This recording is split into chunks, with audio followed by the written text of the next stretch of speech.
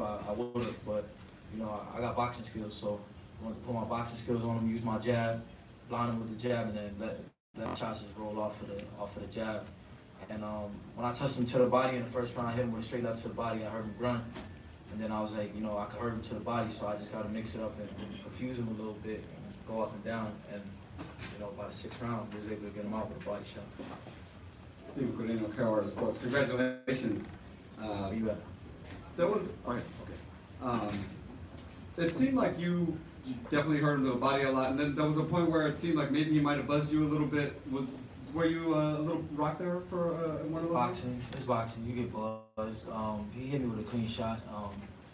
It wasn't nothing that was going to take me out, nothing. But you know, I got hit with a good shot. I recovered well. I'm in shape, so I just came back and just, you know, weathered the storm. And just quickly speak on just Kevin Cunningham's just impact on your career. I mean, you're like undefeated with him. Yeah, I mean, he's had a big impact on my career. We've been working. We just, you know, we don't take no shortcuts. He's a zero tolerance trainer. So, you know, and I'm learning a lot, you know. I'm learning a lot while I'm in the gym. I'm not just going in there and putting in work, heavy work. You know, we're working harder and we're working smarter. So, you know, we draw up a game plan, and we come out here and perform. So we was able to do that tonight, and I'm happy with the W. Great. Especially the knockout one. More questions for Erickson Lubin? Hammer, what did you think of Tank's win? That shit was impressive. Tank a dog. Tank a fucking dog, man. He definitely put on for Atlanta. What did Rosario say to you after the fight? I couldn't understand him. Okay. What was it to, like, you know, get this win and have support coming from Orlando and all over here in State Farm Arena? I mean, you know, Atlanta got, you know, a nice crowd, you know, full of my people. So it was definitely great to fight in front of, you know, a packed crowd like this, especially after COVID and the pandemic. So, you know, I'm just thankful. I'm blessed. You know, I'm ready to work. I'm ready to keep getting better and taking the bigger fights and become a champion. Now, you talk about, you know, taking bigger fights. I know that you had, you know, your fight with Jamel Charlo before, and I know that you want him again. But if he's unsuccessful in his next fight, how about, you know, going for that undisputed? You know, I'll fight anybody, man. I've been saying this from day one. Ever since I turned pro, I'll fight anybody. So that's not even a question. You know, I'm ready to fight whoever. I'm always in the gym. I'm always working. I'm gonna keep getting better and keep giving these boys fits. More questions for Erickson Lubin? Yes, not. Congratulations, Erickson Lubin, Kevin Cunningham. Congratulations, Hammer Times. I want to turn it over to the man who's always probably the best dressed man in the room, Leonard Ellerby, the CEO of Mayweather Promotions. Leonard? Thank you. I want to thank everyone for coming out tonight. Wow, what a great fight. This is what it's all about. Pay-per-view. 16,570 in attendance tonight. Another Tank Davis sellout. It gets no bigger than this. It gets no bigger than this. And he couldn't have done it without all the fans, without all their support around the world. I'm thanking all the media for their continued support. Mario Barrios. Can't say enough about him. I told you guys that he was tough. I told you guys he was tough and it was going to be a great fight. But that's what it is when you're chasing greatness. You know, as Floyd kept on saying, this is what you got to do. You know, we're very, very proud of Tank. You know, because these kind of fights, you learn. You learn a lot from going through these kind of fights because, you know, these opponents, they're going to come out in tip-top condition and they're going to give their all because they know what to expect coming from the other side. You know, and Tank, he just got to continue to work hard, continue to listen to his team. You know, like me and Floyd was just having a conversation. You know, he's chasing greatness. You know, and I can't thank Floyd enough. You know, because Floyd has guided him throughout his career and got him to this point, and there's no stopping him. There's no stopping him. So I'd like to bring Floyd up to say a few words. Let's go, champ. I thought I was chilling over here today. Nah, you gotta put that promoter hat on just for a few, champ. I'm gonna wait for Tank. for Tank. Any other questions for me? Wait for the mic if you got a question. I'll have you to be the CEO for Raise your hand and, to the mic. Henry, congratulations, great performance, great show. What was going through your mind in the 8th round when he dropped him twice? Man, that nervous energy, just, I just wanted him to be able to finish him, But again, Barrios, he's a tough Mexican warrior, and he came to fight, and he gave the fans a great show, and that's what it's all about. Leonard, over here. Yes. Yeah, both fighters before the fight said fireworks. What was it to actually see that they actually delivered in this fight? Well, again, at this level, you don't talk about it, you be about it. And that's why both guys stepped up to the plate and did a masterful job and gave the fans exactly what they wanted to see. So let's give this young man a great big round of applause. Tank! Go ahead, champ. Get on the mic. It's all you, champ. I want to say thank everybody for coming out. Tonight was amazing. We did it again. Thank you. Our Heyman, Mayweather Promotion, Floyd, my personal team, Atlanta, Baltimore, everybody that watched Showtime, everybody that came out tonight. Thank y'all. They watch pay-per-view. Yeah, watch pay-per-view. Everybody that bought pay-per-view. Yeah. Okay. But I'm thankful. I'm thankful to be in this position. Thank you to be here. I'm soaking it all in. Any questions? Tank, can you talk to us about what was going through your mind in the 8th round during the first knockdown? I just had to catch him. He was tough. It was tough getting to him. I want to say. He was tall. Yeah, long reached in mine, so it was tough getting to him. But once I got to him, that's what he got the job done. Thank you. Champ, Rick Muhammad, Brother Sports Media. At any time, the left hook that he caught you with, did it hurt you or was it just like a flash shot? No, he hit me in the back of my head. That stung a little bit, but other than that, it wasn't really. That's why I was nervous. Like he's 140, so I would have tried to get caught too clean. So when he actually caught me, I was thinking like, is he throwing this off or he trying to bait me in? So that's what I was thinking the whole night. Yeah.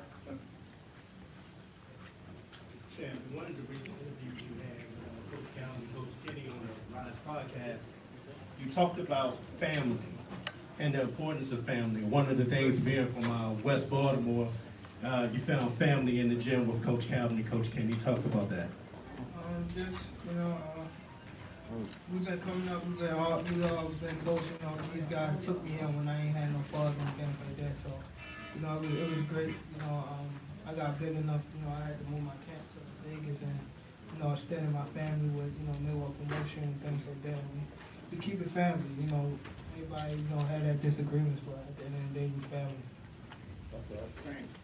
Scotty White, World Combat Sports. First of all, a 10 on the landing, to close out your victory with the backflip off the top rope. All the baby. But more so, you stepping in the 140. How did that power feel to you transferring to the heaviest weight of your career? You seen me, didn't you? Yeah. I'm just asking you. It's like you was having fun in there. Yeah, I definitely was having fun. It was a great night of boxing. I definitely was nervous the whole night because I didn't know if I catch him, would I hurt him, or if he catch me, would he hurt me? He had on 8 ounces, and I was going up 2 weight classes, so my mind was, my coach and them was, even Floyd was telling me to press him, but I'm like, I don't know, like I don't want to get caught, so I laid back the whole fight, and then I think it was like the 8th or 9th, Floyd came to me and was like, you down. You down on the scorecards. No, you down on the unofficial. Oh, unofficial, yes, unofficial. Unofficial. Yes, you said that, yes. He said I was down on the unofficial scorecard. So I told you got to pick it up. Pick it up, yes. I said pick it up. Show me 10, great. The 11th, the 12th. I said show me you great. Yeah. And then we fought the 10th round, went to the 11th. I said we're gonna press his ass now. Yeah. We're gonna do what we got to do. We pressed him. We did what we had to do. And I told you from the beginning before we went out there, no matter what weight class you go to, Once you hit him with that equalizer, he gonna find out what it really is. Yes, sir. Yes, sir. Your Tank, over here. You were like landing those left hands over the course of the fight, but the right hook was the difference, led to that first knockdown, and you didn't have an answer to that. What did you see from him that like opened it up for that right hook to land and land hard? I didn't even see it. My coach saying it. I think it was Cowboy Kenny. One of them was like his hook. I mean, I throw the hook. The hook is right there. But I was so focused on throwing my left hand and get away from his right hand. So he told me to throw the hook, and I was tight nervous. And then I just threw it. I stepped to I was going to my left, but I faked him and threw my hook. You know, so he was off guard. So I caught him. He walked right into it. Yeah. What did Barrios do anything early on to surprise you? No, it was basically me just trying to figure him out and see what he do good. You know, that's what I was doing. I was basically trying to figure him out. You know, so I didn't want to overdo it and wind up getting caught because I didn't know what he was bringing to the table. So that's basically I didn't get him out of there because of myself early. You know, so that's basically what it was. If I knew he was soft, I would have got him out of there. And you said in the ring after that you don't necessarily know what you want next, that you're going to rely on your team. Is there anything at all of where you'd like to either fight next as far as 130, 135? Anything at all? His team gonna take care of that. You know, our thing is this. You know, we work smarter, not harder. So we keep everything in-house. Mayweather Promotions, PBC. We all one family. So, we're not gonna go nowhere and make another company great. So we got plenty of fighters that's at 140, 135, and 130. We're gonna continue to fight the fighters that we got to fight. Only that. And at the end of the day, I want Tank to enjoy his victory. I'm just happy to be a part, of him building his legacy. I can remember when I was on the Canelo tour. I don't know exactly how old was you, Tank? Probably like 16. 16 years old. I was younger than that. I don't know how old he was exactly. But then, I signed his phone and told him it's to the future champ. We got together. I can remember we was out in Miami. When I signed him, riding on the yacht. Told him, don't worry. In a couple years, you'll be world champion. We'll win titles at numerous weight classes. I did what I said I was going to do. As long as he keep winning, there's no limit to how far we can go. Steven Goodell, Carolina Sports Radio.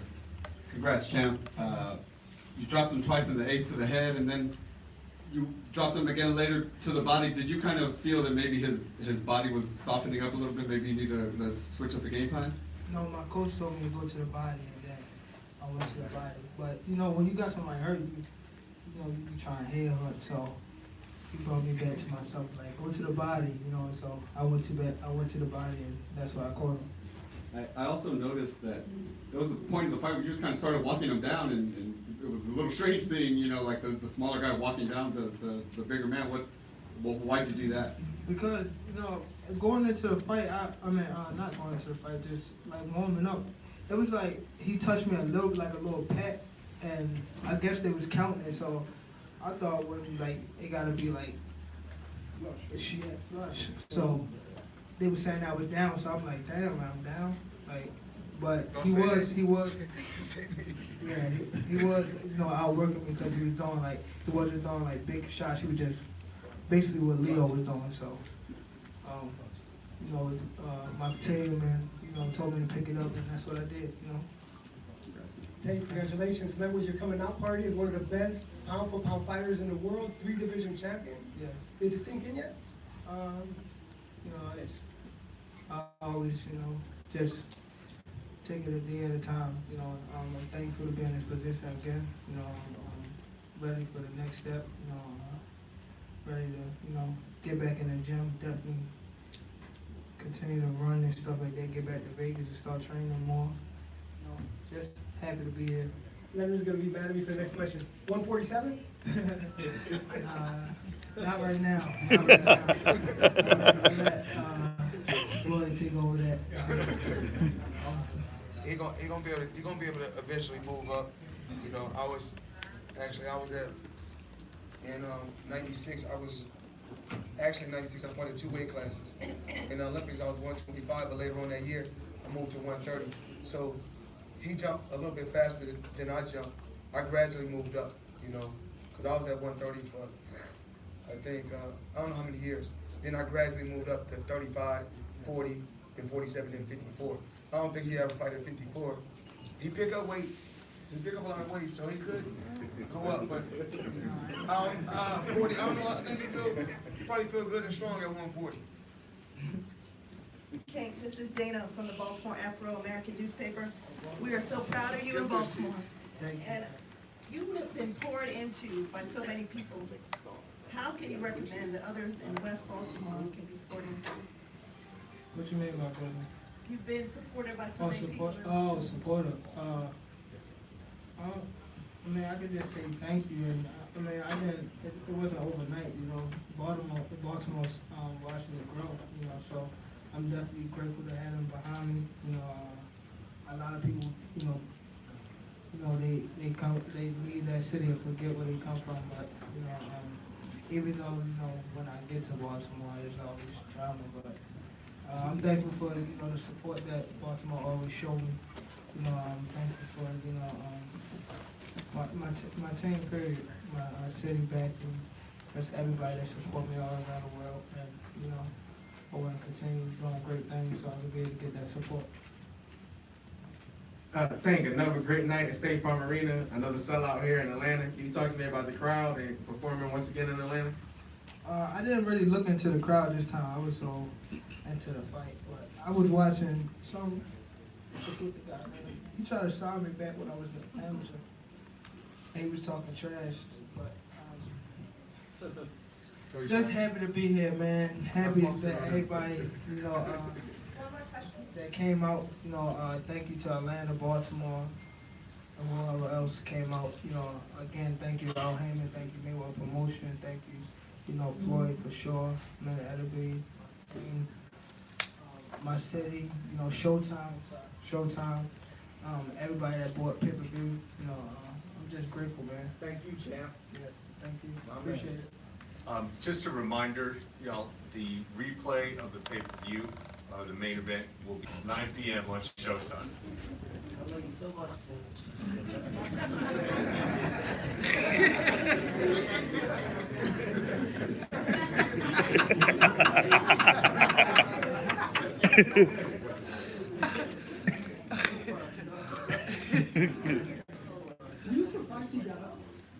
No, he's 140.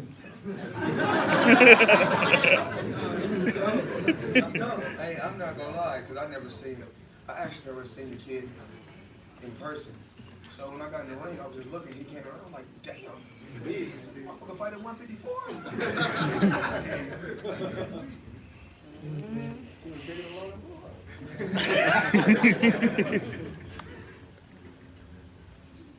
Any more questions? I think that's it, buddy. Big round of applause. Round of applause.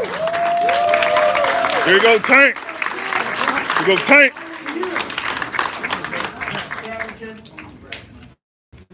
Breaking them up.